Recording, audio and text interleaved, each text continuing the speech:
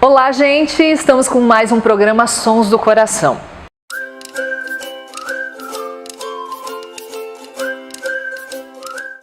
Olha só, viver com outras pessoas é uma arte que requer uma dose de paciência, de tolerância, de empatia com o outro, de educação, quem sabe até de elegância. E quem vai falar sobre a convivência social é um convidado muito bacana que eu recebo com muito carinho hoje aqui, João Pulita, colunista social, ator, vai falar de muitas facetas aí desse canceriano que está aqui com a gente hoje no programa Sons do Coração. Bem-vindo, João! Obrigado, Vivi. Que lindo o nome do programa, Sons do Coração. Que bom que você gostou. Muito lindo, muito poético e inspira um diálogo fluido, né? A ideia é que a gente possa revelar assim, o que vem por dentro de cada um. E é um prazer estar aqui fazendo essa troca contigo. Prazer Muito é obrigado. Nosso. A gente que agradece também o Sabor de Café que nos recebe aqui com tanto carinho também. João! Eu amo café. Eu também. A bebida que me move é o café, então é muito inspirador. Que legal. João, vamos resgatar um pouquinho da tua história? Vamos. Você é Bento Gonçalves. Na verdade, assim, quando eu nasci, minha família morava em Monte Belo do Sul, no Vale dos Vinhedos, que à época era um vilarejo. E depois se emancipou. Até então eu era Bento Gonçalves. Dada a emancipação, eu virei montebelense. Montebelense. Isso. E quando eu já morava em Caxias e quando fui fazer minha cidadania italiana, que eu descobri tudo isso. Porque para os documentos era necessário que a naturalidade fosse a efetiva, né? Então, foi feita a pesquisa, enfim, daí eu fui registrado como montebelense a partir da minha cidadania italiana. E você veio para Caxias muito cedo? Muito cedo. Minhas irmãs vieram estudar e a família veio atrás, porque eu tenho 3 irmãs mais velhas. Nós somos uma família de 8 filhos, 4 homens e 4 mulheres. Então as primeiras 3 mulheres que vieram também antes a Caxias para estudar. E você veio? E daí então veio toda a trupe. João, qual é a tua lembrança mais remota da infância, assim? Eu lembro muito de brincar na rua, né? Brigar muito com meus irmãos lá em Bento Gonçalves. Porque eu morei, logo que nós saímos de Monte Belo do Sul, eu vivi um período da minha infância na cidade de Bento Gonçalves, na Cidade Alta. Então, e somos 4, né? Irmãos, os meninos vieram juntos assim, né, um atrás do outro, e com uma diferença de 1 ano de idade cada um. Então nós aprontávamos muito, os 4. Éramos uma quadrilha, né? Era uma gangue. Uma gangue. E brigava na rua? Brincava na rua, aprendia tudo na rua. Minha geração é uma geração que foi mais, teve uma vida mais lúdica, né? Nós criávamos os brinquedos, criávamos as brincadeiras, diferentemente dessas outras gerações que vieram depois, que são gerações que me instigam muito, principalmente essa chamada geração Z, que eu tenho dedicado um tempo, um olhar para esse novo público, assim, para conhecer o porquê, como é. Estou acompanhando mais de perto, assim, conhecendo, trazendo para o meu núcleo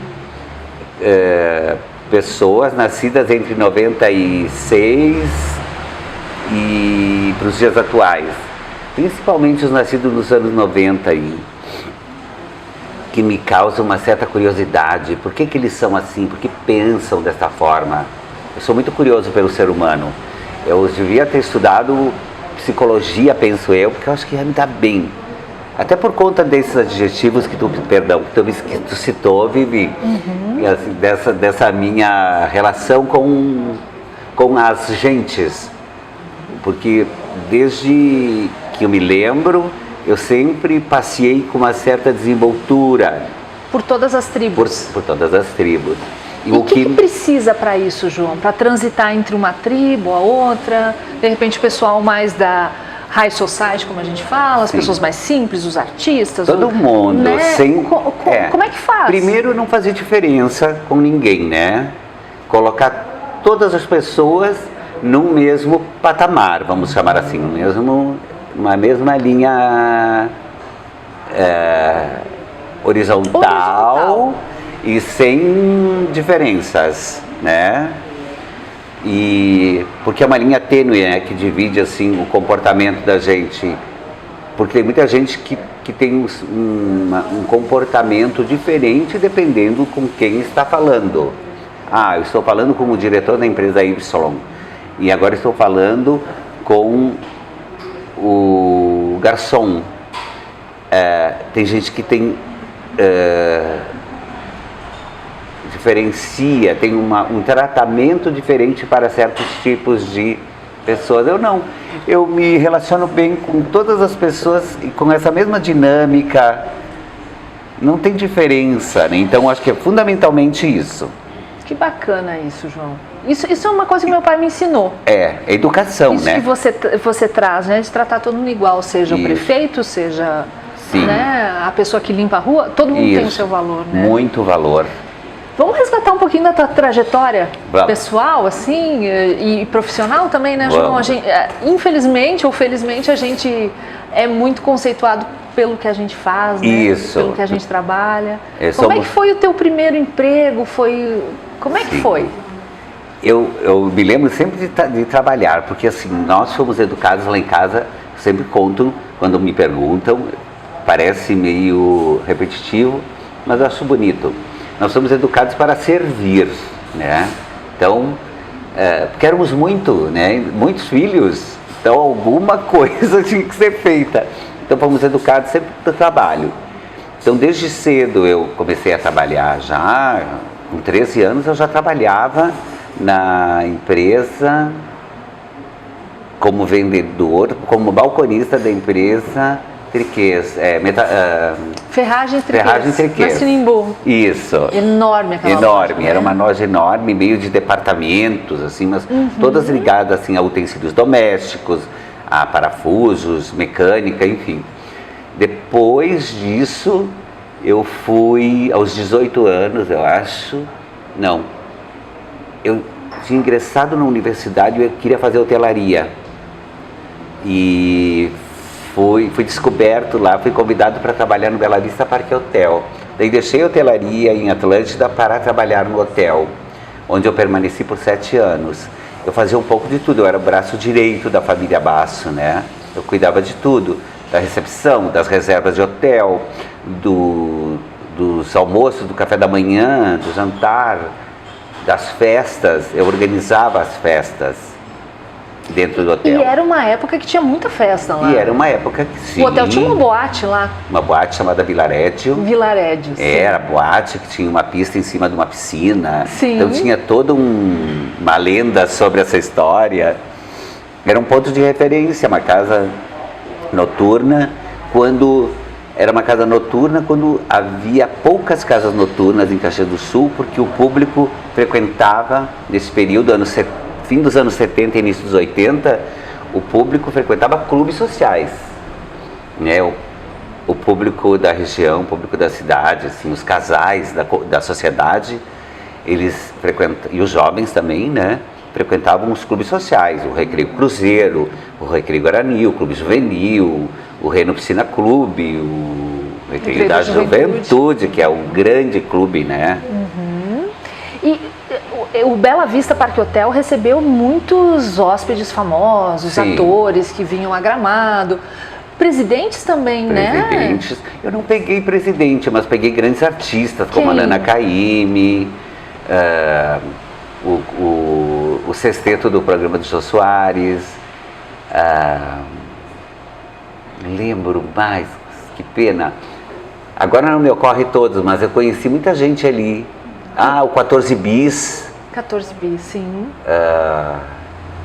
E grandes estrelas da música. Eu lembro mais das estrelas da música brasileira se hospedando lá em Ana Rec. Que legal. Que era um num local que, para esse público que vinha do centro do país, ser recebido num ambiente como aquele, com a nossa natureza nativa, com certos costumes, né, diferentes, até na gastronomia. Chamava atenção. Chamava atenção. Nossa. João, e desse mundo da hotelaria, você foi? Eu fui para as artes. Para as artes. E isso, aí? Porque daí eu resolvi estudar relações públicas na universidade. Dentro do curso havia uma cadeira eletiva, uma disciplina, que era teatro. E alguma coisa me jogou para o palco, literalmente. Então eu fui fazer um curso com a Henriette Metsabacará e a Magali Quadros, que eram que ministravam o curso dentro da universidade. Dois grandes nomes, Dois né? grandes nomes, dois grandes nomes. A Henri, como a gente chama, era formada em direção teatral pela URGS, e a Magali estava também num processo assim, ela estava com o propósito de ir para a Alemanha, estudar também, enfim. E foi um momento muito rico. Caxias do Sul estava resgatando uma qualidade cultural que já havia vivenciado nos anos 60 com a Aliança Francesa. Então retomou, havia o Misericolone e havia também outros grupos teatrais. O Marcondes Tavares, a Eva Tavares tinha também um grupo. O Misericolone, que tinha aquela linguagem nossa que não era tão universal, mas que acontecia, né? Arrebanhava um grande público. E nós fazíamos um teatro com uma proposta mais mais papo cabeça, assim. Qual foi a tua primeira peça? A minha primeira peça estreia? Foi como ator. Eu fazia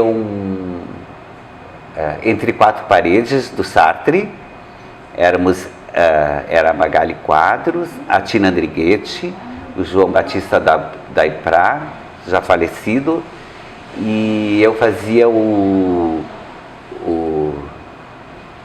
personagem que trazia à cena essa discussão, né, que o inferno é o outro. Então havia esse embate, porque a base do espetáculo Entre Quatro Paredes do Sartre é essa questão de você que me olha, você que me interpreta, você é meu inferno.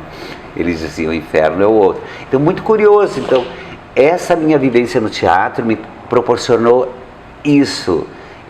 Conhecer novos autores.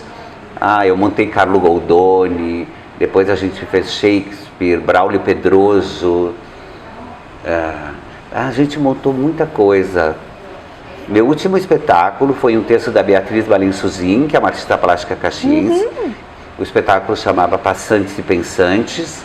Nós apresentamos assim poucas vezes, porque era necessário um elenco muito grande, porque havia muitas personagens e todo mundo, ninguém vivia só do teatro, pouca gente vive até hoje do teatro em Caxias do Sul. Acho que a Zika Stockman, Debbie Souza, me ocorre agora, né? A Tina, talvez, a Andrighetti.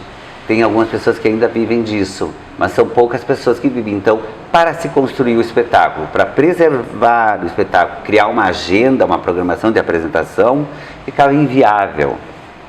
Nós apresentamos poucas vezes, mas era lindo demais. E eu fiz a direção também.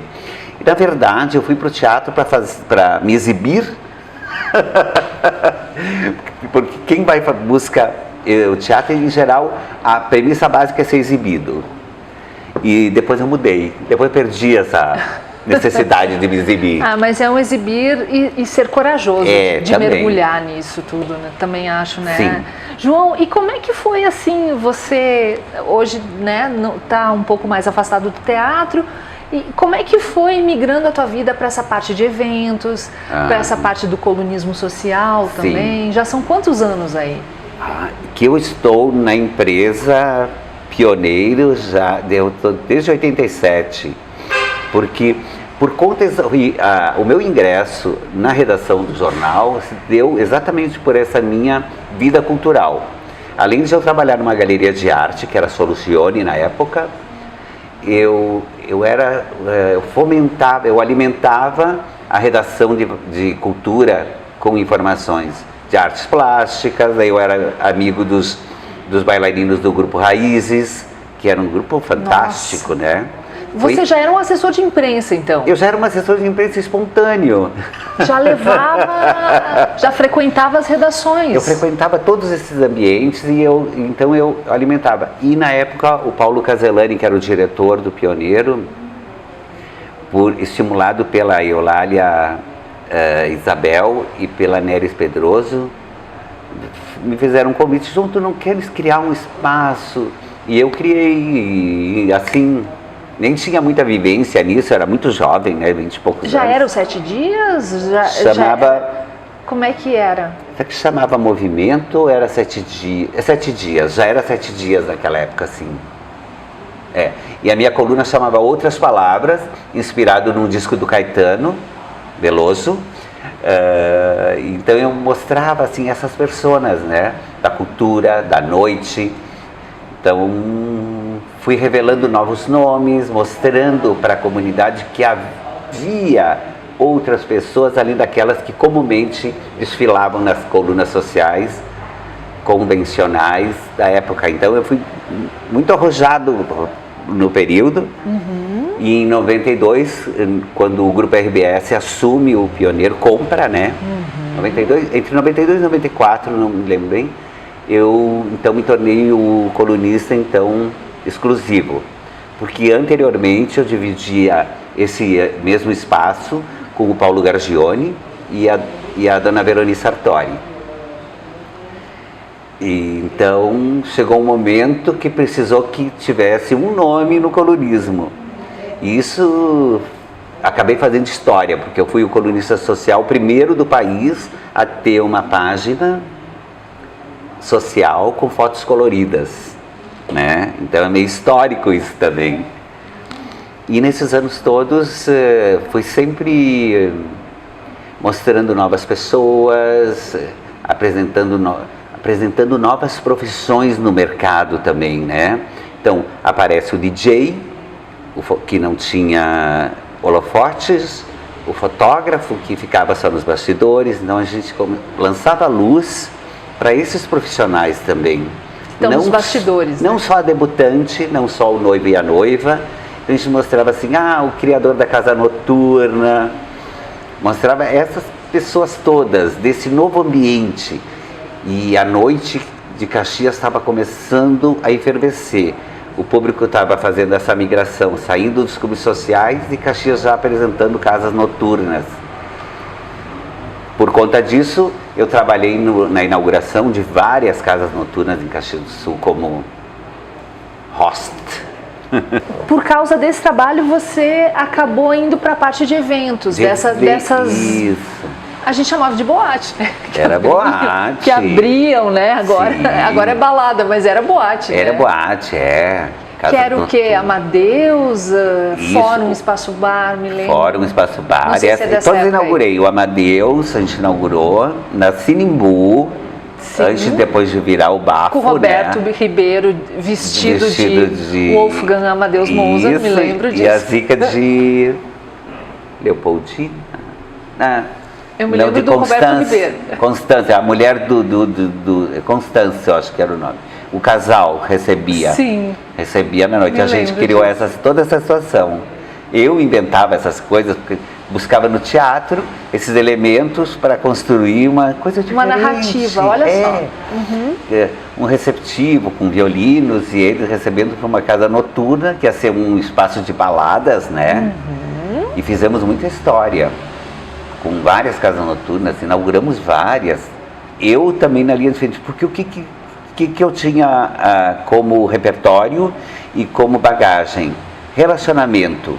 Então eu conheci as pessoas, né, Vivi? Então, que é o fundamental para o negócio dar certo. Você acha que isso te fortalece enquanto empresário? Que você é, né, João? Um empresário. Relacionamento. A sua grande matéria-prima é o... Gente. É relacionamentos. Relacionamento. Gente. Então, e a minha construção nas relações, ela não é uma construção vazia, ela existe. Eu posso até não me encontrar contigo diariamente, mas nós temos uma conexão.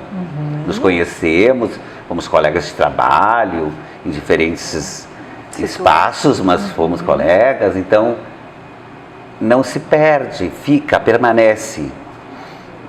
Sempre que alguém lembra ou precisa de alguma coisa, me procura e vice-versa.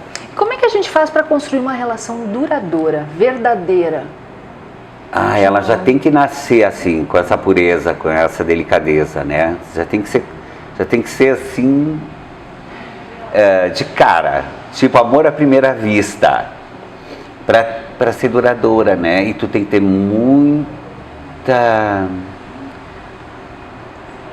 tu tem que ter muito jogo de cintura, como tu citaste antes, muita paciência para permanecer, porque é difícil essa construção.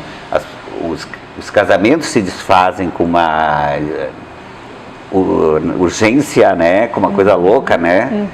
Porque falta esse diálogo, falta esse jogo de cintura mesmo, né? A gente está vivendo, né, João, tempos tão intolerantes. Isso. Principalmente nas redes sociais, né? A gente tem batalhas aí ideológicas, políticas, enfim. Você prefere entrar numa briga ou prefere, não, ok, tudo bem, deixa assim, vamos esfriar os ânimos? Como é que é a tua postura? Porque você lida com públicos, sim, né? Eu sempre fui aquele que botou panos quentes, fala assim, né? Eu sempre fui assim. Isso não significa que eu esteja em cima do muro, que eu não tenha um posicionamento e que eu não tenha uma ideia, que eu não tenha conteúdo para discernir, enfim, conhecimento para isso. Mas nas relações é preciso que se preserve isso, né? Eu não vou entrar no embate sobre política, porque é desnecessário, acaba sendo vazio, é como lançar uma pedra na lagoa, ela reverbera lá dentro, mas afunda, não dá em nada, perfeito. Então eu prefiro não ficar me posicionando politicamente. Eu acho até um respeito, né? Tu tens os teus valores, as tuas ideias, eu te ouço, posso questionar, mas respeito. João, você acha que as pessoas são carentes? Sou muito. Eu assim, mesmo sou. Carentes assim porque as pessoas querem atenção, elas querem ser ouvidas. Você percebe isso? Assim? Percebo, muito, muito. A partir de mim, inclusive. Porque nós todos somos carentes. Já nascemos carentes, eu acredito, né? Sim, ser humano, que necessidade, né? Eu acho que o animal mais carente da história é o ser humano, né? Nós somos muito carentes. E eu percebo isso na medida que eu sou solicitado e ouço. Hoje eu estou bem falante, mas eu ouço mais do que falo, tá, pessoal?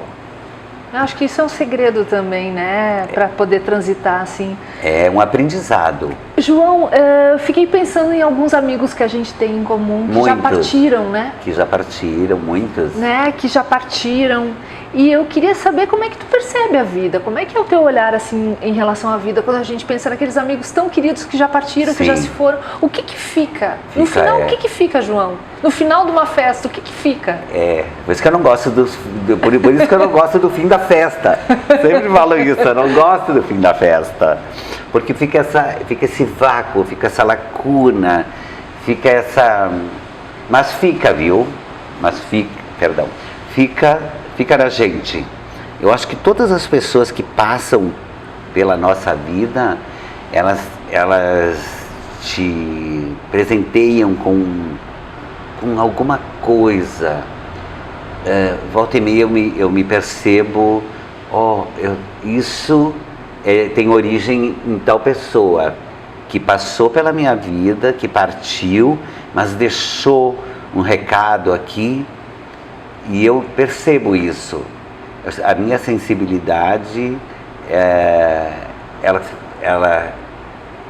existe e ela estabelece ela deixa estabelecida essa relação para sempre. Por exemplo, tem um amigo como Raulino Pressi, que foi querido, um artista que não foi valorizado ao seu tempo, não teve esse espaço merecido, talvez. Por mais que tenha tido holofotes, né? Ele também deixou um legado em mim, comigo, da nossa convivência, dele ter trabalhado comigo, de eu ter conhecido ele nesse momento de efervescência cultural. Foi bastante visionário até no seu tempo, o Raulino Pressi. Sim. Acho que vale a pena ser homenageado. Vale a pena ser homenageado. Sempre lembro do Raul, até porque nós estávamos falando sobre o signo de câncer, que eu sou nascido sobre o signo de câncer. Sim. E lembrei da Dercy Gonçalves, né, que aniversariava comigo. O Raulino também aniversariava no mesmo dia que eu. Então nós tínhamos muitas coisas em comum, assim. Gostávamos assim dos mesmos livros, dos mesmos filmes, tínhamos muitos amigos em comum, era uma delícia a convivência com ele. Pena que partiu cedo. Deixou saudade também. Mas eu acho que a tal da história assim de termos todos a nossa hora, tem uma coisa assim, né? Existe isso. É um mistério. Mas existe isso. João, você vive com muita gente, né? Agora até por causa da pandemia eu imagino que isso deve ter diminuído um pouco.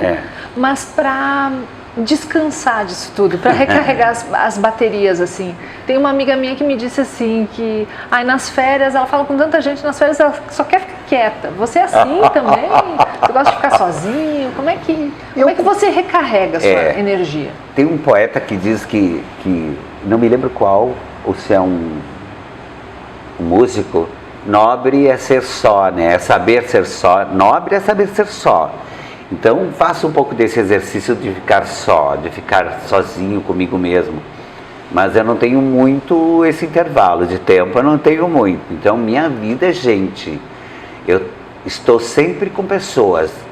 Mesmo na pandemia, eu voltei para casa da minha mãe, fiquei com ela nesse período mais complicado da pandemia, que ninguém sabia o que era, ninguém sabia, era uma coisa maluca, era uma notícia nova a cada instante, né?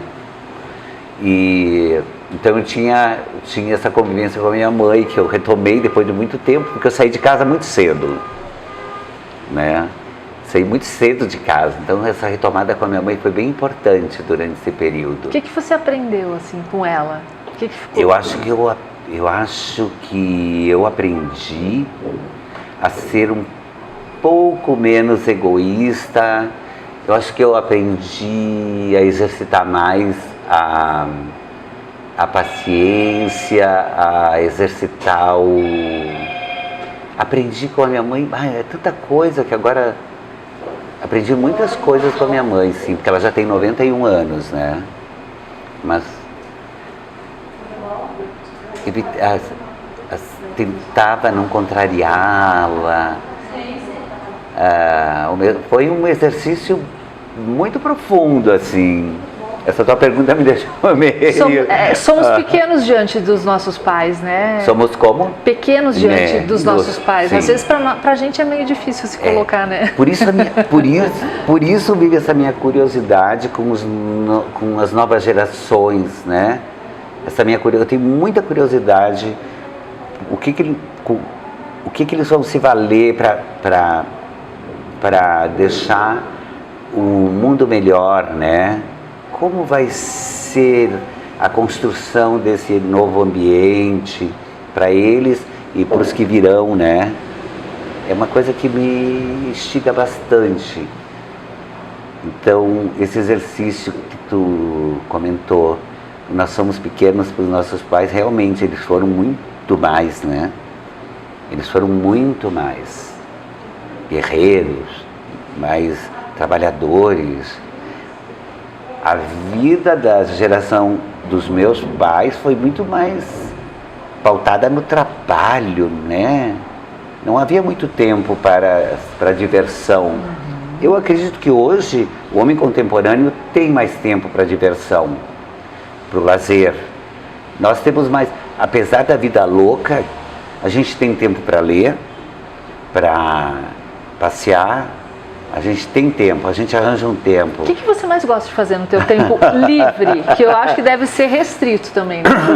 Caminhar? Eu já te vi caminhando. Eu adoro, sim, eu caminho muito. Todo mundo manda eu parar. João, tu para de caminhar porque tu tá muito magro, tu tá até feio. Eu disse, que bacana. Gosto de gente espontânea. Mas assim, eu gosto de fazer atividade física, gosto de frequentar academia, mas também gosto de acompanhar as novas séries, gosto de ler, gosto de sair com amigos, né? Sair para jantar, que é estrutural na nossa região, né? É estrutural, é de uma cultura que para celebrar tu tem que te reunir em torno de uma mesa com amigos e é o lazer máximo, é o melhor de tudo, porque realmente, né? Compartilhar é um verbo é um verbo da moda, né? Uma expressão da moda, mas é lindo, né? É importante. Eu acho que a gente está sentindo falta disso também, né? E existe essa saudade. O que passa aí no teu coração? Qual é o som que te habita hoje? Como é que tá o teu coração? Meu coração tá assim com duas linhas assim, bem díspares. Uma busca silêncio e a outra busca confusão. Busca fazer coisas, produzir.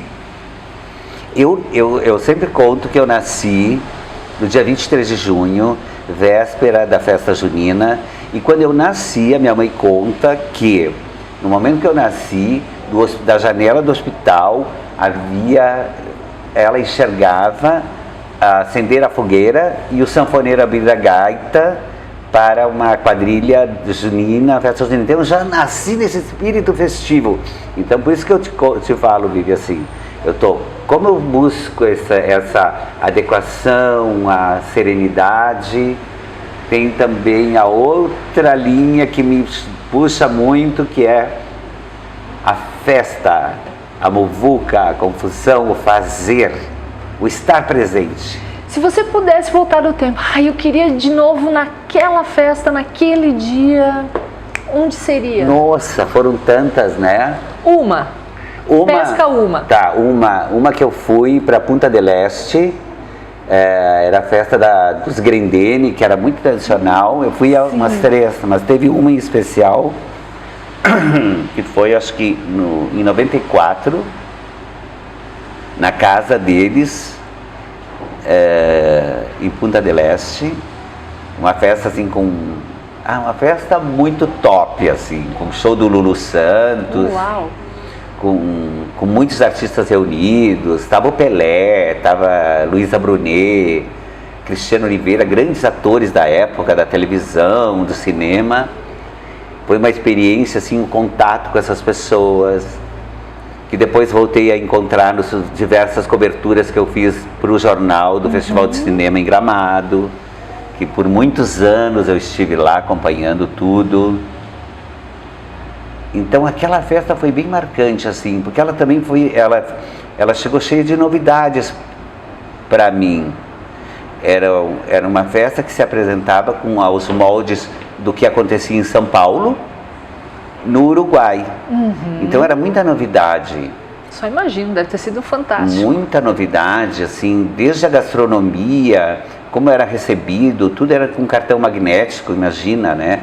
Tinha um cartão magnético para entrar, para ter acesso à festa. Era uma festa muito exclusiva.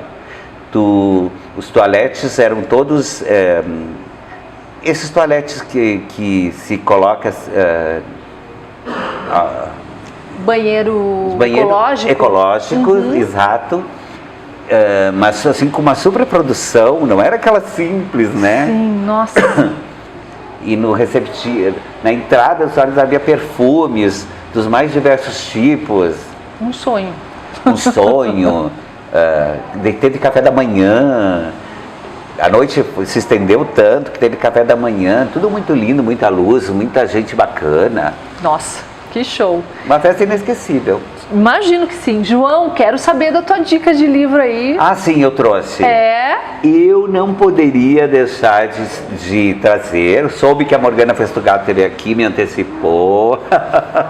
Tudo bem, não tem problema nenhum. Mas o livro é do Gilmar Marcílio, que é o último livro dele, que ele é Jardim de Bolso, Lições Estoicas para uma Vida Serena.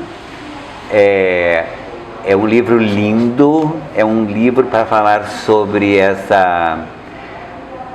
É para nos trazer de volta, né, para dentro, para o som do coração, né, da serenidade, do estar dentro de si. São depoimentos do Gil a partir de ditos do Sêneca, né, que foi um pensador de uma época, né. Então esse livro está bem bonito, está muito lindo, tem umas ilustrações da Beatriz Balinsuzin, que eu falei há pouco, né? Tá muito lindo o livro do Gil.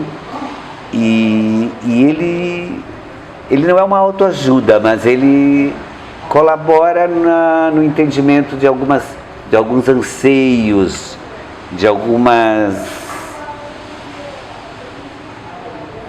necessidades bem pontuais do ser humano, assim, o que a gente está buscando, o que é bom, o que é importante.